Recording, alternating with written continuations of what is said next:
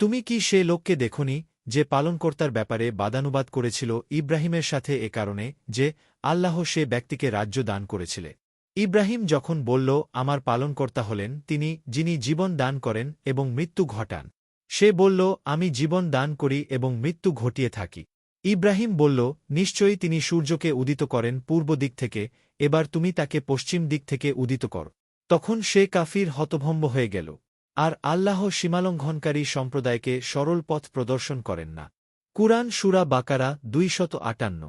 এ আয়াতে আল্লাহ তাআলা ইব্রাহিম আলাইহিসসালাম এর সাথে সেই সীমালঙ্ঘনকারী প্রতাপশালী রাজার বিতর্কের কথা উল্লেখ করেছেন যে নিজে প্রতিপালক হওয়ার দাবি করেছি।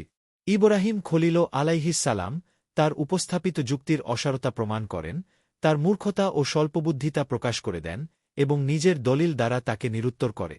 তাফসীরবিদ, ঐতিহাসিক ও বংশবিদদের মতে এ রাজাটি ছিল ব্যাবিলনের রাজা। মুজাহিদ রহিমাহুল্লাহ তার নাম নমরুদ ইবনে কিনান বলে উল্লেখ করেছে। মুজাহিদ রহিমাহুল্লাহ প্রমুখ বলেছেন, যেসব রাজাবাদশাহ দুনিয়া জুড়ে রাজত্ব করেছেন এ ছিল তাদেরই একজন।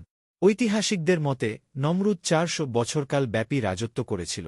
ফলে সে জুলুমত্যাচার, দাম্ভিকতা ও সীমালঙ্ঘনের চরমে গিয়ে পৌঁছে এবং পার্থিব জীবনকেই সে চরম লক্ষ্য বলে বেছে নেয়।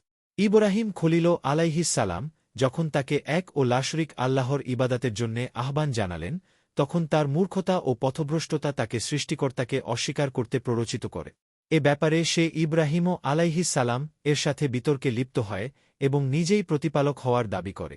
হায়রত ইব্রাহিম আলাইহিসসালাম যখন বললেন, আমার প্রতিপালক তো তিনি যিনি জীবন দান করেন ও মৃত্যু ঘটান।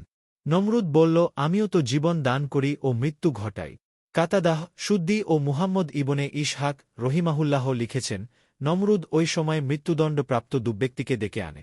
অতঃপর একজনকে হত্যা করে ও অপরজনকে ক্ষমা করে দেয়। এর দ্বারা সে বুঝাতে চেয়েছে যে সে একজনকে জীবন দান করল এবং অন্যজনের মৃত্যু ঘটাল।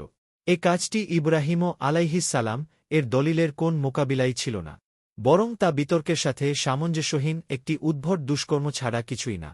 বাদশাহ নমরুদের এই যুক্তির অসারতা উপস্থিত অনেকের কাছে অস্পষ্ট হওয়ায় এবং অনুপস্থিতদের নিকট অস্পষ্ট হওয়ার প্রবল আশঙ্কা থাকায় ইব্রাহিম আলাইহিসসালাম আরেকটি যুক্তি পেশ করেন, যার দ্বারা সৃষ্টিকর্তার অস্তিত্ব ও নমরুদের মিথ্যা দাবি স্পষ্টভাবে প্রমাণিত হয়।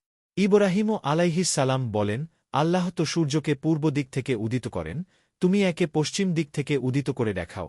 কেননা যিনি জীবন দান করেন ও মৃত্যু ঘটাতে পারেন, তিনি যা ইচ্ছা তাই করতে পারে। অতএব নিজের দাবি অনুযায়ী তুমি যদি প্রতিপালক হয়ে থাক তাহলে এটা করে দেখাও।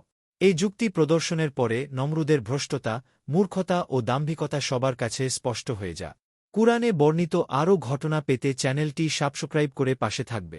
ধন্যবাদ।